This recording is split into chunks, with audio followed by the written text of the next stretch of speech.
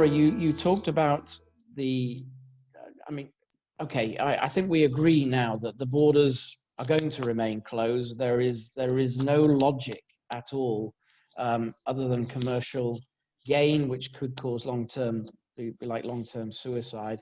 There's no logic to those borders being open in the short term. You said that domestic travel is not picking up. It's still travel to and from international countries. What do you think the government should be doing to encourage domestic tourism? Do you believe they should encourage domestic tourism? Clearly Bali's screaming out. It's something like 89% currently of last year's level of total tourists. Difficult for that to go on, isn't it? Yeah, it is very hard to sustain, especially for Bali, which fully depends on tourism. In my business, we still have the traveling of families from one country to the other country. But for Bali, I know the government is trying to support it to reopen Bali again. And I think there are discussions I was talking to somebody in Bali today that they want to open it maybe after October, maybe in November or in December.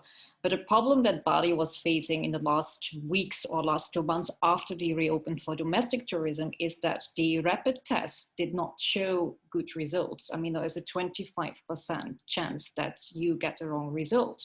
So that resulted in an increase of COVID-19 cases again in Bali, and then people started to get worried.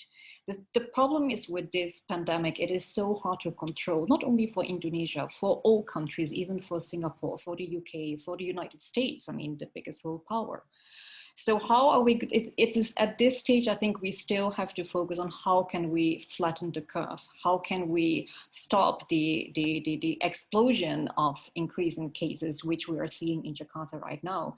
So yes, domestic travel, we do need to promote it, of course. I mean, for my business it would be good, but it is picking up very, very slowly. Some companies, they need to travel for work. I mean, things has to be done, but then you have the PCR test, the rapid test, everybody is worried about the health and hygiene protocols inside the hotels. So that is something that we need to start promoting as well.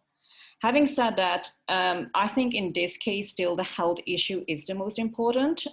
We don't want to get sick. We stay away. I mean, personally, I stay away from many crowded places, but once you start traveling, you increase that risk of getting sick as well. And do we want to have a whole explosion of people traveling domestically and increasing the number of COVID cases? No, it's all about getting it down and keep on decreasing it to such a level that it can be controlled. And Indonesia still has difficulties to do that, as many other countries have.